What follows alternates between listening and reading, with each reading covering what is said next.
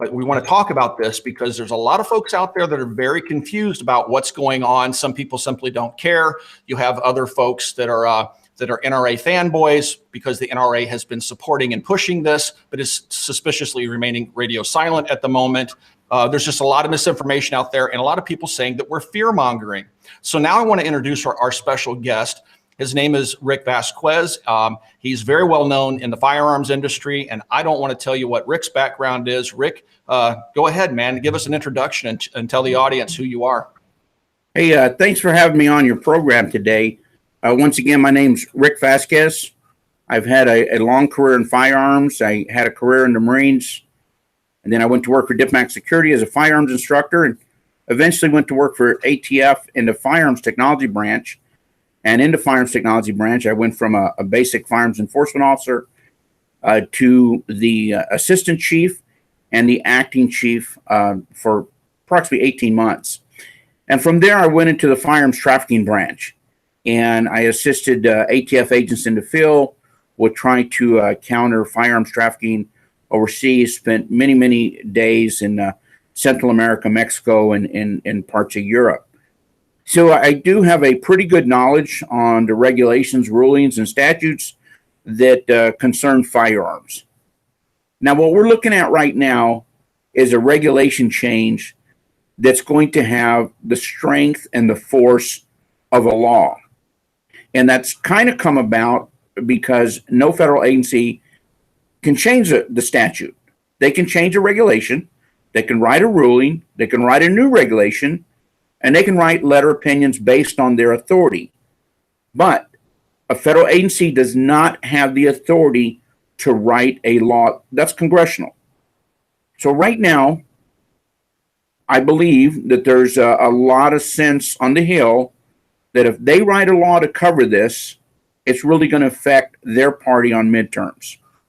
So ATF's been directed to write a regulation with the strength of a law. And this proposed regulation, and I'm paraphrasing this because obviously this has not been released to the public, but we have a lot of people that are consultants who have worked their way and got some of this information out of ATF. And this, I'm going to paraphrase it, but it's looking at any device that automatically resets a firearm and enhances the rate of fire. That is extremely broad, very, very broad. And like I said, I'm paraphrasing because this information came from other consultants who have met with ATF personnel and have got this information out. Here, Rick, I have to interrupt you. I'm sorry. That is unbelievable. That's even worse than what we originally thought. We originally thought that they were just going to go after rate increasing devices and set a standard rate of fire, and anything that exceeded that standard rate of fire would be subject to regulation, presumably the NFA. What you're saying now is they've made it even worse by saying any device that causes a reset of a trigger. That's every single semi-automatic in existence without a bump stock, without a binary trigger, without an echo trigger. So now you start stretching this definition. And then now who's going to decide what the rate of fire is?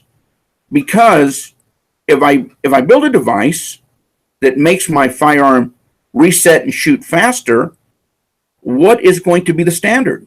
Is it the military technical manual?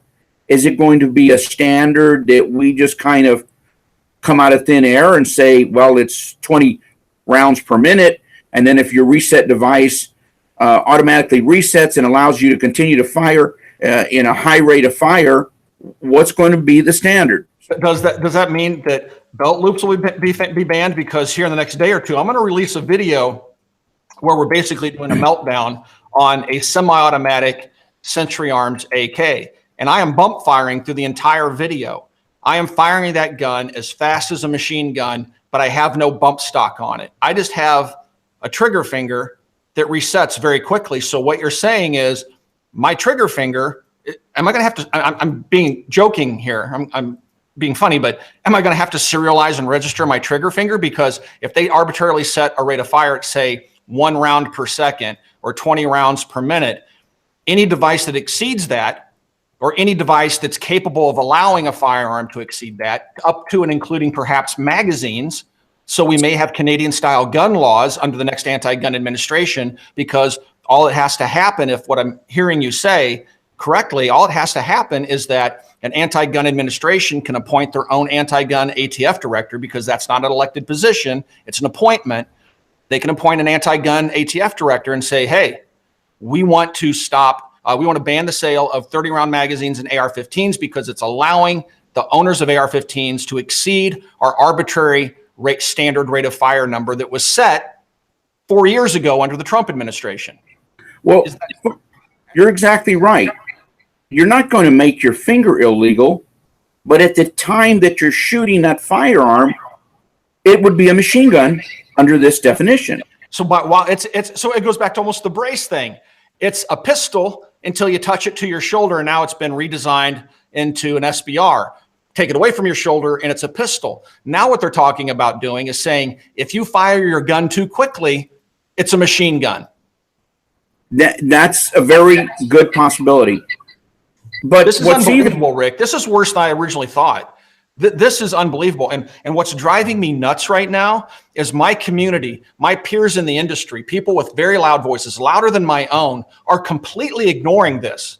They're completely ignoring the fact that the NRA is pushing this. They're completely ignoring the fact that the Republicans that control both houses, the Senate and the House, and a Republican sitting in the White House, and presumably a Republican attorney general, they're pushing this on us. And this is happening because of their direction. And we have all these people sitting around talking about how great the next man can launcher is, and what this cool new gadget at SHOT Show is. Meanwhile, Rome is burning and nobody's talking about it. For political means, and they're going after these devices. Now, one of the things that I haven't touched on yet is there is going to be no grandfather clause. So if I own 10 of these today, and they become unlawful tomorrow, there will be no provision to allow me to register these as post-May 1986 machine guns. And if I don't abandon it, then I possibly could be a felon. And what you're saying is no grandfather clause? Are you kidding me? How is any of this constitutional? Well, you got to look at the law. In 1986, with the Hughes Amendment, and the change in the machine gun ownership. And you can thank the NRA for that, guys. They gave the Hughes Amendment. No new machine guns could be sold and transferred to the public. So if there's a grandfather clause, that would mean that the federal agency regulating this allowed the public to break the law. So it's kind of like this boiling mess that if you do this, you have to you break the law, but if you don't do this, then you're a prohibited person. And this, it's a pretty heavy penalty. So these are the things that need to be put into the comments. Please explain to me what this means to the public. Write a good dialogue on your comments. Say you want this type of input going in, because I know this is not finalized, and there will be much more discussion on this. But we need to let everybody understand that the potential to allow an agency to change a regulation and give the regulation the power of a law is open up, just a mess. Because what's the next step? As you said earlier, what if they appoint an anti-gun ATF director that comes in? Let's say Trump gets voted out. We've already opened the door with changing regulations and giving them the power of the law. So let's change other regulations. Let's just start marching right down. Let's say semi-automatic. Let's say all magazines are unlawful. Let's be like New York and only be loaded with 7 rounds. And the clincher is it's with the stroke of a pen without an act of Congress. Correct. That is the clincher. I mean, I know we've conversed about this a little bit. I know you've received new information as of today, which is what we're talking about, and it is getting worse. I mean, the thought of the fact that I'm about to release a video under no grandfather clause that's showing me bump firing exceeding some soon to be released potentially arbitrary rate of fire. I am now in video that's live on the internet for the rest of until the existence ends, because even if YouTube goes away, that video will be copied somewhere else. I'm out there breaking the law. I'm not grandfathered. But the fact that you could be out in the woods and just bump firing a gun unknowing of this regulation change, and if a sheriff is driving by and hears it, and all they have to do is hear it, and they come and look at the gun, even though it's not a machine gun, you're still doing federal time because you were shooting the gun faster than what regulations allowed for. That is unbelievable to me. And NRA, screw you. You did this. Wow, man. Everybody was saying that the NRA is playing chess while the rest of us are playing checkers. Well, NRA, thanks to your actions and your insistence on doing this, you're about to lose your chess game. I mean, Rick, I get wound up. I get very angry because so many people out there are apathetic. They don't care. They think it's not going to happen to them. They think the Republicans are going to save them. And everything you've told me in this broadcast is telling me that this is the biggest threat to our Second Amendment rights ever. Well, and not only that, like you said, it could go out into other regulations that aren't even firearms related, basically doing an end run around Congress, which is supposed to be our safety stop. We can stop proposed laws that would ban these items if NRA hadn't demanded this be thrown over the wall to the ATF. If they would have demanded this be taken up in the legislature, we can fight bills. We can stop that through voting. This we can't stop. We can only hope that our comments get heard and this doesn't happen. But it's not going to happen, people, if you don't write the comments. What Rick is telling you is you got to be active. If you're not, you're going to lose your guns. And I'm not fear mongering. Your AR-15s are going to go away in 20 years. To their congressmen and senators, because the comments on the rulemaking, those are comments. And if the administration determines that they're going to pass this regulation, regardless of the comments, it doesn't matter. Right. So the biggest this is coming top down. I mean, we don't know who, right? So, but this is coming top down. So, is it absolutely. Trump's office? Is it coming from the Attorney General's office, the DOJ, somewhere in there? It's coming top down. Somebody's pressuring ATF to do what the NRA asked them to do. Well, who's pushing this? What I've been told, and this is the limit of the information I have, that is coming from the Attorney General's office. But the so Attorney Jeff General Sessions is doing this, an appointee that's supposed to be a Republican is going to save all of us from this stuff. But you have to understand, he works for people also. So I'm sure that he's being directed by either senators or congressmen. Well, his boss is Donald Trump. That is correct. That is correct. So I believe in making proper noise. I believe in speaking your opinion, letting people know what's going on, and giving your opinion, and you can make a change because this has turned political. Right. If they squawk too loud, they may be in an area that is partially anti-gun, and they'll lose those votes. If they don't squawk enough, they may be in an area where they're very pro-gun, and they may lose those votes. So they're in a perfect storm. They're being absolutely quiet, and they're mandating a federal agency to do their work. Yep. And I'm sure there's numerous personnel in ATF are not happy with being forced to put this regulation, but they've been mandated to do it. They're getting a law passed without any effort. They're forcing an agency to write a regulation with more strength than the laws that are already in place.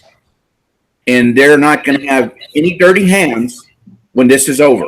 Right. So this absolves all the Congress critters of any wrongdoing, because it's a faceless group of power brokers forcing the ATF to do this, and yet nobody has to be held accountable. Well, I didn't do that. Is there a paper trail? Can you prove I backed that? And they're not going to release this most likely until after midterms. Whenever this regulation change occurs, it's going to happen after midterms, so it won't affect the outcome of the election. Well, I'm really concerned that the regulation does get through, but you hit it on the head. If you look at the timing, you know, the comments come in, and hopefully there's 10 or 20,000 comments. So then it takes 90 days, 120 days to go through those comments. And then they have to post their analysis. Now you have the discussion, and now you post your proposed rulemaking. So now you're looking at October timeframe. So the proposed rulemaking will go into effect after the elections. So once again, they'll try to make ATF the scapegoat, and then their hands are clean, and then a regulation will be passed that is going to have the force of the law, because if you don't think it has the force of the law, and if you're in possession of one, you're going to be, and you're caught with it after the turn-in time, however they work this out, then you would be convicted of a felony. So the regulation is going to have the force of a law. Which if I'm out in the woods bump firing my AK, I could also become a felon potentially. I mean, it doesn't even require the use of a device that you don't turn in. I can't turn my finger in, and if the government wants my index finger, come take it. Well, there's that firearm potentially, when you're bump firing it with your finger, that firearm potentially could be a machine gun. If this wording stays the way it is, or if it's changed and strengthening, they could basically make a simple function. And hey, I'm on a video also. I did an interview with Vice News and explained the regulation and how this thing was approved. And I'm in perpetuity. They got me bump firing a firearm. So maybe they'll come after me also and take my two big fat fingers away. I don't know.